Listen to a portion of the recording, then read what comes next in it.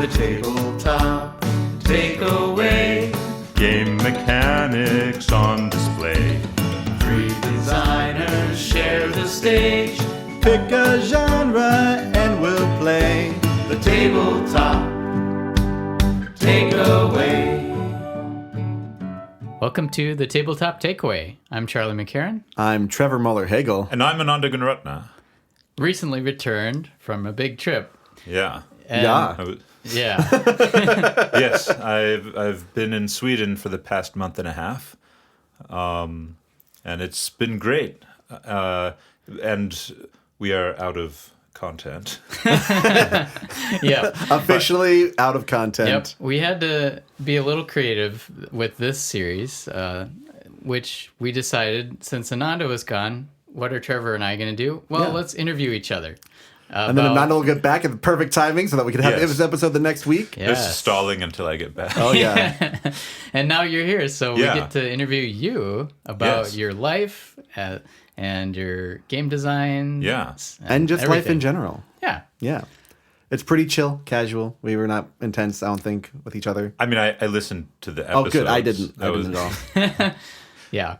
I think it's fun. Like, normally on this show, we just stick to playing published games and talking about them. Mm-hmm. But since we're on like 80 episodes now, that it's time to hear a little bit about your hosts, because we never really did that. Yeah. So it's a great idea. So Ananda, tell us a little about yourself. Where did you grow up? So I actually grew up here in St. Paul. Okay. So, lived in Minnesota most of my life, aside from college and grad school when I was in Iowa. Oh. And what did you study? So, in college, undergrad, I studied physics and math, or at least that's what my bachelor's is in. Obviously, undergrad, you study a lot of different things. I went to grad school for physics, but then I changed to computer science and got a master's in computer science. Oh, man. And actually, games were a little bit of somewhat responsible for that. I mean, not entirely, obviously, but in grad school, I started programming quite a bit for Mage Wars, the Octagon module. Okay. Yeah, so I was a play tester for Mage Wars way back then because I was really into the game. Mm-hmm. And see our episode on Mage Wars for more in the first dozen details. or so. Yep. But one of the things that I did, which was not really an official playtester duty, but one of the things that I did was I worked on the Octagon module. Octagon is a platform for playing games online against other people. I don't know how popular it is nowadays because obviously we have Tabletop Simulator, we have ScreenTop.gg. There's lots of different platforms where you can play games with each other. And Octagon is a little fiddly to set things up in. Oh, sure. But I had a ton of fun doing that and sort of learning Python by writing more mostly automating things in the Mage Wars module. And so when I was thinking I wanted to leave physics and do something else, I thought, well, okay, I've been having so much fun programming. Maybe I should go and see what computer science is like. So in a way, games kind of led me in that direction. Yeah. And that's turned out really well. Yeah, but I think it's interesting because you have been designing board games for way longer. Yes. But I feel like the usual route is, as kids, we want to make video games, and then we learn computer programming. At least that was my path. That was also my path. To be clear, when I was a kid, I also wanted to make video games. I tried all sorts of different things. Like, I remember Micro Worlds was, I think, maybe my first exposure to programming, where I remember doing a Micro Worlds sort of... there was an activity at the Science Museum, like making games in micro worlds or something. Oh, wow.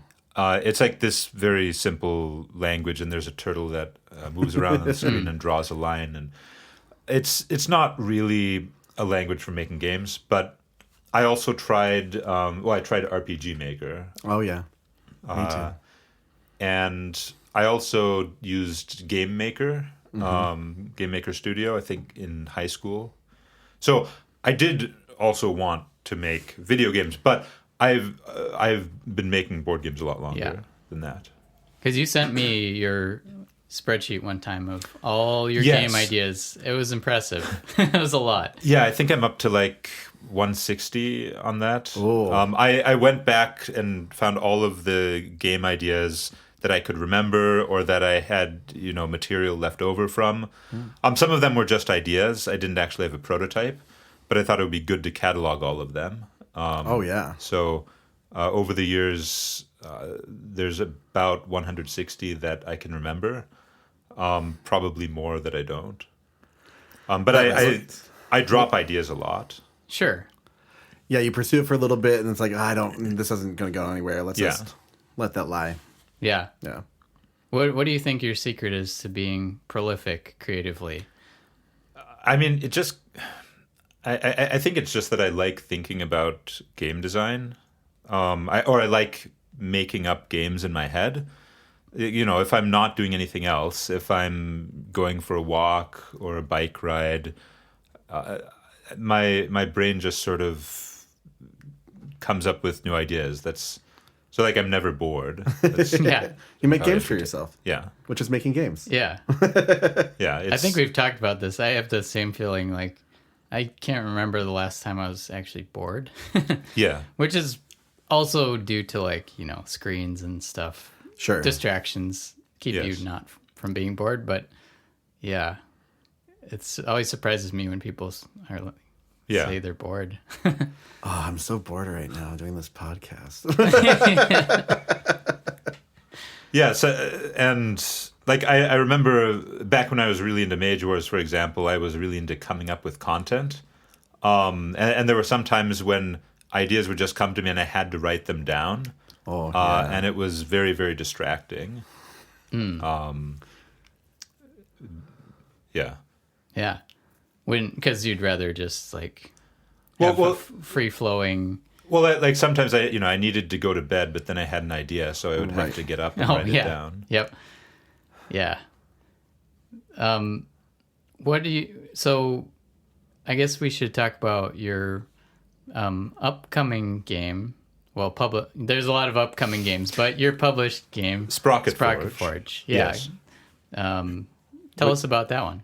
Sure. Do you want to know like the history or about the game itself? Well, I don't know. I think since it'll be your first officially published game, Sure. then a little about the history of it and.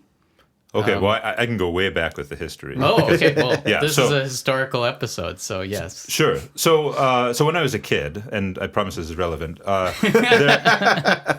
there was a game that I was just fascinated by that I read about, Spellbinder, I think by Richard Bartle. Maybe I've mentioned it before. It's a play by mail game. The idea is you're wizards and you cast spells by making gestures with your hands. And when I say gestures with your hands, in fact, what you actually do is you write down characters on a piece of paper to indicate what each hand is doing. And then a sequence of gestures results in a spell.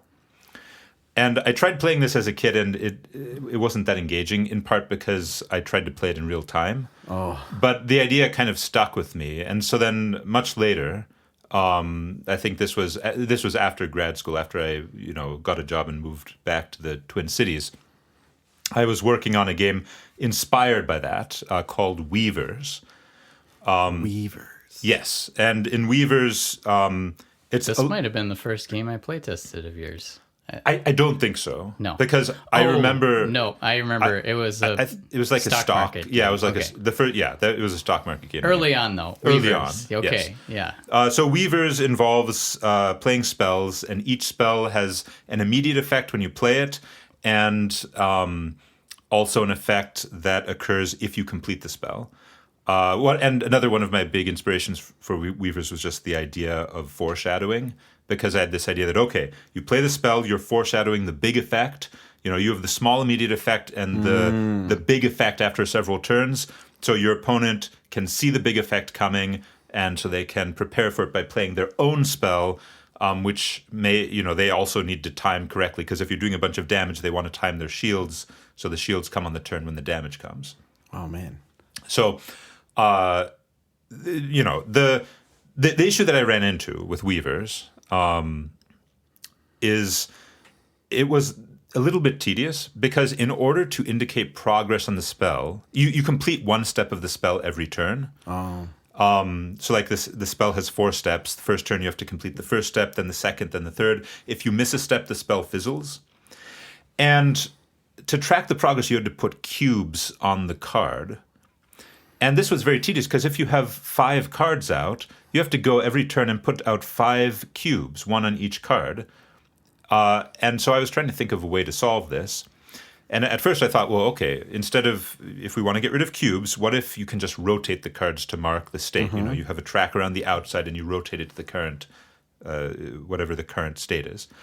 And then I thought, hang on, you're still rotating all the cards, which is still tedious, but if the cards were like interlocking gears, then if you rotate one, all of them will rotate at the same time. It's like one tiny movement will update all of your tracks at once. I was like, oh my goodness, this will make it so much easier to play the game. Now, of course, the game was not really about gears. Sure. And so the gears very quickly led me in a different direction, theme-wise, to have more of an industrial theme. And that was the genesis of Sprocket Forge. I think this was like in November 2021, thereabouts. So, yeah, having the gears and the industrial theme changed the focus a lot. It wasn't combat anymore. Now it was more about engine building and producing resources. And, I just kept working at it and dropped some mechanics, added some mechanics. Yeah. And here we It's are. great. Yeah. Yeah, it's really fun how you turn the component into like something super physically fun to play with. Yeah. Versus like putting cubes on cards is satisfying, but not the As same. a point of upkeep, though, I don't know Right. if it's even that as satisfying, really. Like if you make a choice and you put 2 cubes on something because of an action you did, that Yeah. feels great. But if it's just like, well, I do this again, Yeah. Yeah. do this again, Yeah. that can be a little tedious. Yeah. So So, yeah. Well, in addition to your games, you're also a writer, as we've hinted at on this show.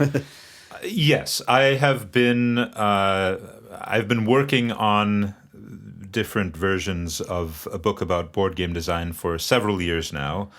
Much like what I do with game designs, I've discarded several drafts because they just weren't doing quite what I wanted. My latest effort at doing this, I've been trying new methodology for writing using the Zettelkasten method that I've learned about. So my focus is sort of on accumulating a bunch of notes and looking at the connections between them. And That's what Zettelkasten does, or combines. The idea is you write a bunch of atomic notes, and then the very important part is that you look for connections between different notes. And sort of the intuition here is that a book is a linear representation of what is really just a non-linear web of interconnected ideas. Sure. So like when you're figuring out what to write, having to also go to the trouble of putting it in a certain order is just extra work that's not that helpful. So instead, I'm doing all the ideas first with the notes, and then I arrange them later. And I've already started work on this with one chapter, but the topic has changed a lot from what I initially envisioned. I think the first version of the book was going to be about heuristics in game design. So like patterns that game designers can use to help them design better games. Because I've always been really interested in like patterns in what works in games. Like general rules of thumb that you can use when designing. such as foreshadowing, for example. Like the bigger an unexpected, the bigger an event is, the more impact it has, especially negative impact, the more foreshadowing there should be. Otherwise, players will feel cheated, which is for similar reasons it's similar to the reasons why you want to use foreshadowing if you're writing a novel or something. Right. But yeah, I've always been really interested in these patterns. And then after that, then the second draft was focused on side effects, as sort of a framing device for a bunch of different ideas, where I think I've mentioned side effects before. Oh, of course. Yeah. It's a great, like, I've thought about that concept a lot, the side effects, and you described it as, like, well, every thing you do should have some sort of, it's better if it has a side effect in the game also, like, right. Oh, I went out to chop some lumber. Yep. And I cut down the tree, and then there was a squirrel that just dropped out of the tree. And it's like, well, what do you do with the squirrel now? Oh, maybe it becomes your buddy, or yeah, because it gives you another challenge. Yes, ideally in the game or some other goal. Right.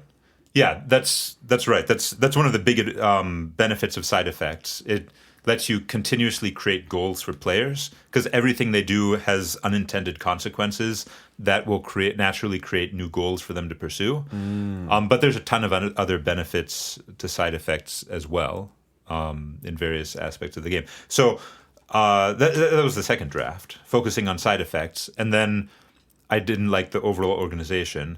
But now that I'm doing this Zettelkasten method and reading a bunch of things, I've come across some really interesting, I guess, psychology and neuroscience, and I'm not sure what the theme of this book is, but I want to work in all this stuff somehow. Yeah. Well, I'm excited to read the full thing. But yeah, what I've read so far is awesome. So yeah, I have no idea how it's already taken too long. So it's difficult to write. Yeah. Well, what other projects would you be able to talk about that are board game projects? Board game projects, yeah. or other projects if you have other creative projects you wanted to. Sure. I mean. So board game wise, I guess the next really big one is Toaster Tactics, formerly Junkernauts. Toaster Tactics. Oh. Yes. So Toaster Tactics, I've probably mentioned before, but it's a game which is set in a post-apocalyptic future where humanity is dead and our smart appliances now rule the world. So great. Yeah, so players control rival tribes of appliances sort of battling for control in this post-apocalyptic wasteland, scavenging for resources and so forth. And so, there's a little bit of a humorous angle to the game. The gameplay involves constructing robots by snapping pieces together. There are these little plastic pieces. You have the base of the robot, so it's a toaster or it's a Roomba, except I give them silly names like the toaster. Oh, good. No. I was going to say the Doomba was the first one that came to mind. Yes, the Doomba. It's a Roomba, but more ruthless. Yeah. You've got the Wheat Slayer, which is like a toaster. You've got the Illuminator. It's a lamp. Voidbringer is a vacuum. So just a bunch of different. What's the toilet? The toilet is the Dream Flusher. Yeah. So one nice thing about this is it's pretty easy to come up with ideas for new bots because I can just look around the house and find stuff. The game was originally going to be mecha themed, but then it might have been you, Charlie. Someone, I believe, referred to one of the bots in a derogatory way as a toaster. And that sort of got me thinking about, well, what if it is a toaster? Might have been Breeze. It might have been Breeze. That's like a Breeze thing to do. But yeah. That's... Yeah. I think the switch from, they're appliances to, they're smart appliances after the human apocalypse. Yeah. Such a great twist. Yeah. So... what happened to the humans in that world? I don't spell it out explicitly in the game, but I think you can read between the lines. I mean, you've got a bunch of... Our own devices. They got too smart. They got too smart. Way too smart. I mean, you have to... Reading between the lines, like, these devices are very focused on killing stuff, right? Mm-hmm. Why is a Roomba running around with a meat cleaver? Is that natural behavior? Maybe in this future. So Evolution. I mean, I think the smart appliances killed us off. Yeah, probably. That makes sense. We just sat there on our screens. Yeah. So that game will be published eventually. Yep, I do have a contract for it. Okay. Yes. Oh. Yeah. And I guess the genesis of this game, I should also say, was Charlie. We were playing Heroescape one day. Yeah. Yeah. Did we? Yeah. And I think this was either last year or the year before. Probably not the year before last year. In somewhere around winter, I think. We were playing Heroescape, and it occurred to me that in miniatures games, it's kind of annoying that in order to figure out what's going on, you have to look away from the map, right? Because to understand what units can do, you have to look at their card. They're quite complicated. To understand how much damage something's taken, you have to look off the map at its card. So I thought, what if you could look at a unit and understand what it does? And so because the robots are modular, if you see a robot and it has a bunch of meat cleavers that it's wielding, you know that it's a really strong melee bot and you should stay away from it. If the robot has a bunch of waffle irons that it's using as shields, it's pretty tanky and you should maybe try using a blowtorch, aka hairdryer, to sort of go around the shields. And that's awesome. This is my takeaway from Ananda's life as a game designer. Just with these two games you mentioned, I see you as a problem solver through components in some of these games. Like there's something that's holding design back, or like a mechanic is not working. So you figure out a cool component with it, which actually inspires like a really fun game just out of that component change. So yeah, I think that's my takeaway. Because I think a lot of my games in 2D, but like is there a 3D solution or something like that? Yeah.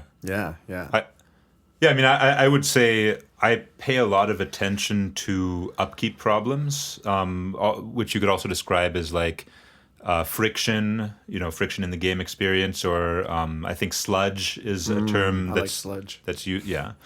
Upkeep, friction, sludge, just things that detract from the experience of play. Bookkeeping. Bookkeeping. Yeah. As an accountant, yes. I can say that's not exciting. Right. Yeah, I mean, there's two ways that you can improve a game, right? You can either add stuff that makes it better, or you can remove stuff that is making it worse. And I think removing stuff that's making it worse is often a lot easier than coming up with something to add that makes it even better. And also, it's much easier when you're playtesting to figure out what is wrong with it, what is detracting from the experience. Yeah. So when you're addressing problems, it's a lot easier to look at that type of problem. Yeah, your game doesn't need to be super good. It needs to avoid being bad. Yeah. Right. Don't be bad and it'll be good. Yeah. It needs to avoid being a chore to play. Right. Sure. Yeah. But along with that, it's almost like you have to have an overflow of ideas first to chip away, or you have to have good points of synergy between existing mechanics that you really want to have shine through, and so you have to figure out what sludge is around that and clunking up the gears. Yeah. Yep. Thank you. Yes. Yeah. Let me see what.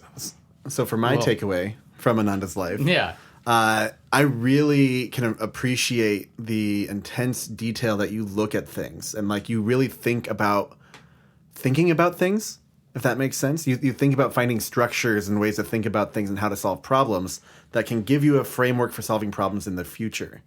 So you kind of do your own internal engine building on how you can continue to like do better at game design, at doing these things, at writing, like just always left and right. You're finding like, well, if I do this, then this will make it easier. If I do this in the future, I can come back to this and remember how I did that.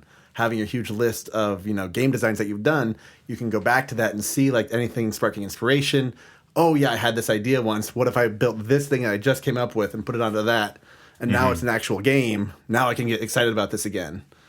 And like I think that's a great way to go about things, and like you can kind of invest in yourself with your own energy, which is great.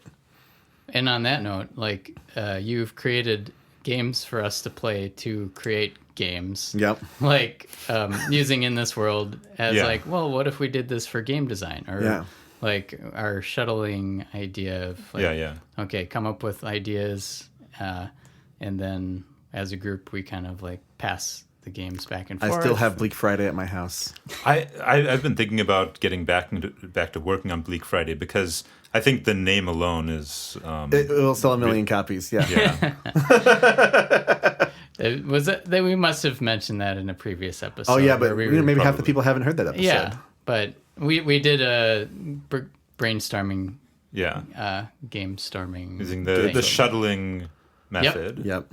Which is just a fancy way of saying we write down ideas on a paper and then pass them, and you add to the idea. That's a lot of fun.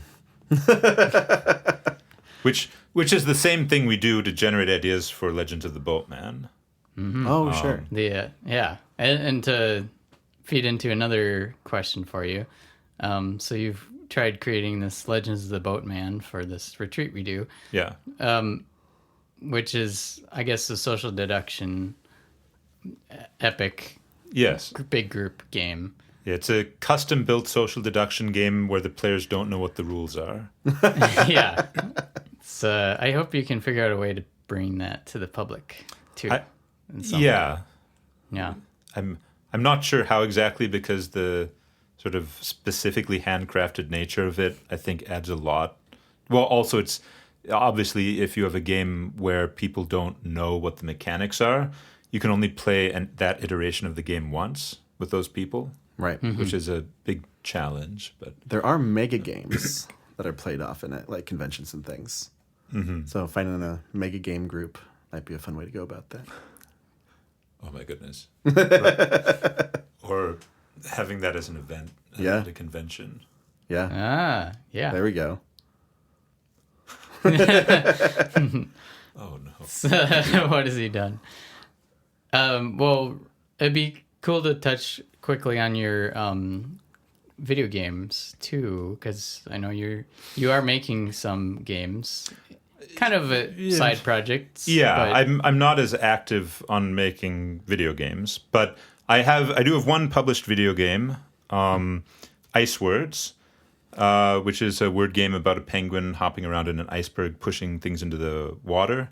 Put by things, I mean enemies like walruses or snowmen or Santa Claus.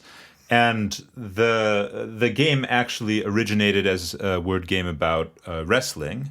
A board game. Board game, yes. Spelling Brawl. I could not find a publisher for Spelling Brawl, so I thought, well, what if I make it into a video game and retheme it? Yeah, and it's great. Charlie made the music for Ice Words. Yeah. So. That was a very fun project. Awesome. Very, also like 8-bit art style. Yeah. And yeah. The thing about video games versus board games as a designer is, with board games, it is very easy to iterate on a game and get something that's very, very good. Something that's has novel mechanics, that draws people in, that's engaging. It is very difficult then to publish your design, because you have to find a publisher, you have to self-publish. It's a huge hassle. With video games, it's exactly the opposite. Publishing a video game is incredibly easy. Now, marketing it and getting a good audience is maybe a little bit more difficult, but just publishing the game is super easy. Yeah. But building a video game is extremely difficult. It's not just a matter of coding know-how. It's more a matter of how long it takes to iterate on your ideas. Because with a board game, you can iterate very quickly. But with a computer game, if you want to iterate and get playtesting feedback and make changes, there's a huge amount of work that goes into that, because programming takes a lot more effort than just writing down rules. Right. And in fact, with board games, you can go and you can playtest even if you don't have something completely prepared. Yeah. You can even have placeholders. Like you can have a card that says, this card does something really cool, and then you just decide what it does during the game, and that works. Like you can legitimately playtest things pretty well using that methodology. So I think it's much easier to make board. And when I say easier, I'm not saying like in a bad way, like, oh, board games are so easy to make. They're not easy to make. But it's easier to make a good board game than it is to make a good video game. Unless, of course, you're just sort of repackaging a type of video game that someone else has already made. Mm-hmm. And there's a reason, like, I was teaching at Stout game design. The first year class is only making board games. But these are all video game designers. Like, that's going to be their major. But, yeah, that's the exact reason why they have everyone learn how to make board games in the 101 class, and then later learn to code. And hopefully they have those skills, those iteration skills, and so that they actually use that on paper kind of designing, even if they're making a video game. Yeah. Yeah, making like a paper model, a paper prototype, just to see if something's fun, see if it's interesting. Yeah. Do you have a takeaway from your life? Oh, takeaway from my own life. I mean, I guess this maybe overlaps with Charlie's a little bit, but I guess one of my big takeaways from the games I've designed over the last couple of years is just that, getting rid of sources of upkeep, sources of friction in your game, I think is one of the best ways to make a good game. You want to have something novel, but once you have that idea, you want to really look for all of the ways to make it less tedious, and that's really a good thing to focus on. Mm-hmm. Yeah, that's a great skill as a developer too. Like, just especially if someone comes to you with the design, and if you can see right away, like, ooh, how can we condense this down to the best ideas and where's the sludge? Where's the sludge? Great. Well, Ananda, it's great to have you back. Welcome back, and we're all back together again in the same room after I realized it's been a second since we're all sitting here. Yep. Great. So tune in next time when we have our bonus episode, which will be listener Q&A, and we've gathered some questions through the Discord. So we may do multiple of these listener Q&As. So make sure you get connected on our Discord through our website. Yes. And you'll hear it from Ananda in just a second. On our outro. Oh, right. Yes. Yeah. Of each episode. Yep. Yeah. See, even in our interview episodes, it's like you were there because you're going to be the outro. The outro, yeah. What are you talking about? He's right there. Yeah. Hey, thanks for listening to The Tabletop Takeaway. This podcast is made possible by listeners like you. So please tell your friends and visit our website at thetabletoptakeaway.com, where you can suggest games and mechanics for us to cover next on the show.